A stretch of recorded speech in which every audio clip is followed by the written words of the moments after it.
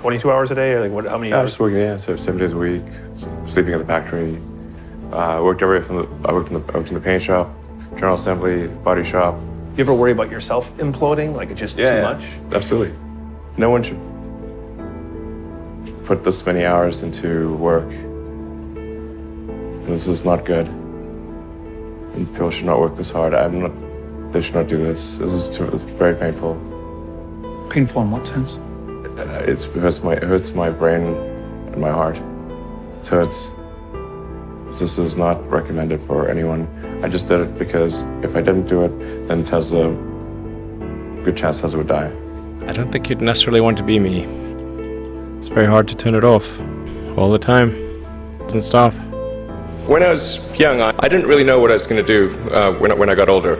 I think when I was, 5 or 6 or something, I thought I was insane. Because it was clear that other people their mind wasn't exploding with ideas. It was just strange. It was like, I'm strange. Eventually I thought that the idea of inventing things would be really cool. The reason I thought that was because I read a quote from Arthur C. Clarke which said that a sufficiently advanced technology is indistinguishable from magic. And that's really true. If you go back, say 300 years, the things that we take for granted today you'd be burned at the stake for. Being able to fly, that's crazy. Being able to see over long distances, being able to communicate. This is stuff that really would be considered magic in times past. If I can do some of those things, basically if I can advance technology, that's like magic and that would be really cool. Were you a little naive when you thought I can easily build an electric car and a rocket?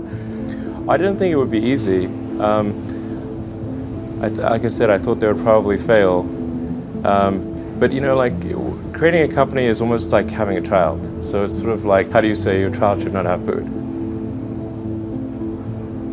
So once you have the company, you have to feed it and nurse it and take care of it, even if it ruins you. Yeah.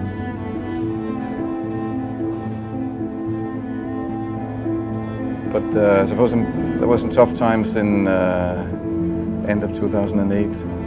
How did you get through that period of crisis? Yeah. 2000 and... Can we just break for a second? Sure, of course. Yeah. You want to wait a little while? Man, I sure hope it was worth it. Sure hope it was worth it. One of the most difficult choices I have ever faced in life was in 2008. I think I had maybe $30 million left, or $30 or $40 million left in 2008. I had two choices.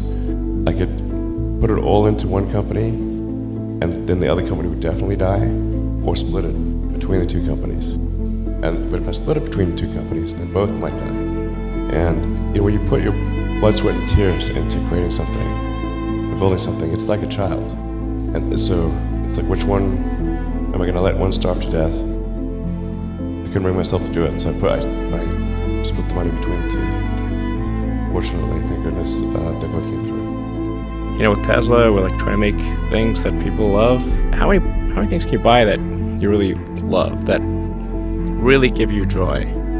So rare, so rare. I wish there were more things. That's what we try to do, just make things that somebody loves. Yes, doing something useful for other people that I like doing. Generally, starting a business, I'd say, number one is have a high pain threshold. That's it. There's a friend of mine who's got a good saying, which is that starting a company is like eating glass and staring into the abyss. That's generally what happens. Because when you first start a company, there's lots of optimism and things are great. And then, so happiness at first is high. Then you encounter all sorts of issues and happiness will steadily decline. And then you'll go through a whole world of hurt. And then eventually, if you succeed, and in most cases you will not succeed, and Tesla almost didn't succeed, came very close to failure, then if you succeed, then after a long time you will finally get back to happiness. And I want to know, what is the one thing that has surprised you about your life? Well, I'm surprised by the whole thing, honestly. I certainly didn't expect for any of these things to happen, honestly. In fact, the only reason I started a company back in '95, an internet company, was because I couldn't get it. There were only a few internet companies, and I couldn't get a job at any of them. So I tried to get a job at Netscape, and sent my resume in and tried hanging out in the lobby, but I was too shy to talk to anyone.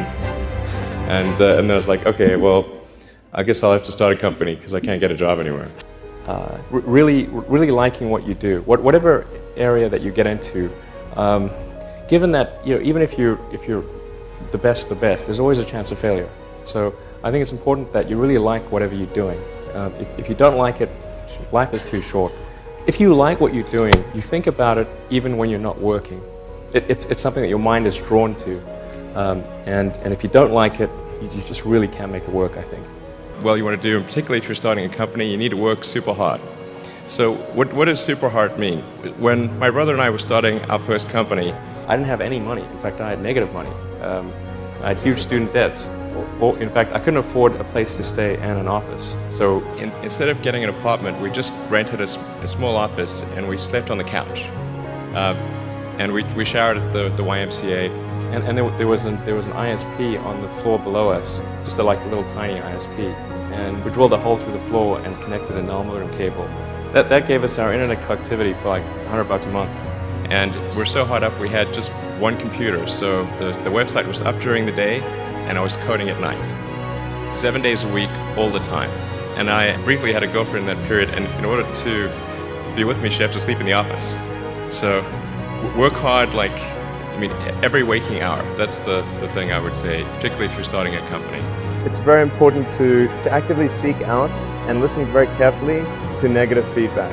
And this is something that people tend to avoid because it's painful. When friends get a product, I say, look, don't tell me what you like, tell me what you don't like. Otherwise, your friend is not going to tell you what he doesn't like.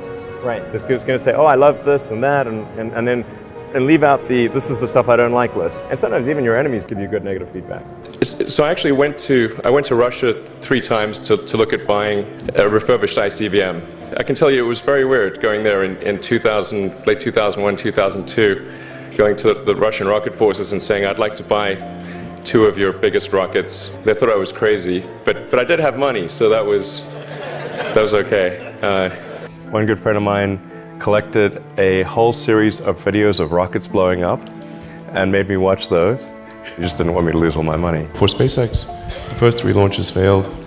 We're just barely able to scrape together enough parts and money to do the 4th launch. If that 4th launch had failed, we would have been dead. I tried very hard to get the right expertise in for SpaceX. I tried hard to find a great chief engineer for the rocket, but the good chief engineers wouldn't join, and the bad ones, well, there was no point in hiring them. So I ended up being chief engineer of the rocket. So if I could have found somebody better, then we would have maybe had less than 3 failures. When you had that 3rd failure in a row, did you think, I need to pack this in? Never. Why not? I don't ever give up. I mean, I'd have to be dead or completely incapacitated. You know, there are American heroes who don't like this idea. Neil Armstrong, Gene Cernan have both testified against commercial spaceflight and the way that you're developing it, and I wonder what you think of that. I was very sad to see that, because those guys are, those guys are heroes of mine, so it's really tough. I wish they would come and visit and see the hardware that we're doing here. And I think that would change their mind. They inspired you to do this, didn't they? Yes. And to see them casting stones in your direction. It's difficult. Did you expect them to cheer you on? Certainly hoping they would. When critics say you can't do this, your answer to them is, we've done it.